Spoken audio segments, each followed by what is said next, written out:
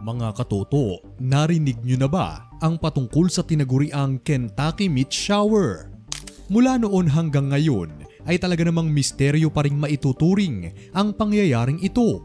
Kaya naman may ilan na hindi pa rin kumbinsido. Pero ano nga ba ang istorya sa likod nito? At totoo nga bang may virus ang mga karning ito? March 3, 1876 nang mapabalita ang isa sa pinakakakaibang pangyayari sa kasaysayan. Hindi kasi tipikal na natural phenomenon ang nangyayari, kundi mala sci-fi na eksena. Hindi snow, hindi ulan, kundi karne kasi ang bumagsak mula sa kalangitan sa Olympia Springs, Kentucky noong araw na iyon. Ayon sa mga impormasyon, maayos ang araw noon at maaliwalas ang panahon. Ilan sa mga saksi ang nakuha pang makapagbahagi ng tungkol sa kwentong ito, pero dahil limitado ang gamit ng siyensya noon ay hindi naging madali ang paghahanap ng paliwanag dito, mga katoto. Isa si Mary Crouch sa aktual na nakaranas ng pangyayaring ito. Base sa mga impormasyon, nasa labas noon ng kanilang bahay si Mary upang gumawa ng sabon nang biglang umulan ng karne. Walang detalye kung anong eksaktong oras ito nangyari, pero ayon sa ilang accounts ay nasa pagitan lamang ito ng alas 11 ng umaga hanggang alas 12 ng tanghali. Ayon kay Mary, ang laki ng mga karneng ito ay mayahalin tulad sa isang malaking snowflakes. Isa pa sa mga saksi ay si Harrison Gill na siyang kalaunang nag-report na ang mga nasabing karne ay nagkalat sa bakuran. Isa sa mga ito ay may sukat umano na halos 4 na pulgada. Matapos ang pangyayari, mga katoto, ay kanya-kanyang pagmamasid ang ginawa ng mga tao. At kalaunan ay isang local hunter ang nagdesisyong mag-inspeksyon sa mga karneng ito upang subukang hanapan ng paliwanag ang pangyayari. Ayon sa hunter na ito, maaaring karne ng mga local bears ang bumagsak, pero dahil hindi kumbinsido ang ilan, ay tinikman na lamang nila ito. Ang final conclusion naman nila, mga katoto, ay maaaring karne umano ito ng usa o tupa. Dahil sa pagkakaiba-iba ng kanilang pananaw, ay nagdesisyon silang magtabi ng piraso ng mga karne upang ipadala sa mga eksperto para sa testing. At well, mga katoto, ayon sa resulta ng isinigawang test, kumbinsido ang mga eksperto noon na hindi ito karne, kundi isang nostoc na sa madaling salita ay isang uri ng gelatinous bacteria. Madali naman iyang na-debunk, mga katoto, dahil napatunayan sa mga sumunod pang test na talagang karne ng hayop ang bumagsak sa Kentucky. Pero ang tanong, paano? Saan ito nanggaling? Posible nga ba talaga ito o gawa-gawang istorya lamang?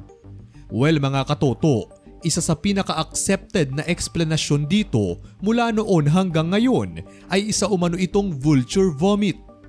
Ang vulture, mga katoto, ay isang bird of prey na ang pangunahing diet ay karne ng mga patay na hayop. Well, kumakain din naman sila ng buhay na hayop, lalo kapag nako-corner, pero sobrang dalang nito dahil mas madalas talaga nilang trip ang mga dead meats. Ayon pa sa ilang impormasyon, pinaniniwala ang nangyari ito matapos sumuka ng sabay-sabay ang isang flock ng mga vultures. Pwedeng ang suka ay tinangay umano ng hangin papunta sa nasabing lugar kung saan ito bumagsak. At patungkol naman sa vulture vomit, ito, mga katoto, ay ang literal na pagsusuka ng ibong ito. Pero hindi tulad sa tipikal na dahilan ng pagsusuka, hindi sakit ang nakakapagpa-trigger dito. Ayon sa mga impormasyon, ang vulture vomit ay isang defense mechanism ng mga vultures. Meaning to say, mga katoto, ginagawa ito ng mga ibong ito para sa isang strategic reason. Ilan sa mga dahilan ng kanilang pagsusuka ay una, pantaboy sa kanilang mga predators. Hindi susuka ng basta-basta ang mga vultures para sa wala.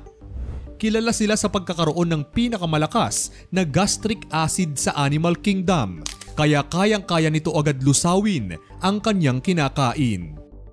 Isa pa sa maaaring dahilan ng vulture vomit ay ginagawa umano ito ng mga vultures sa tuwing kailangan nilang lumipad ng mas mataas.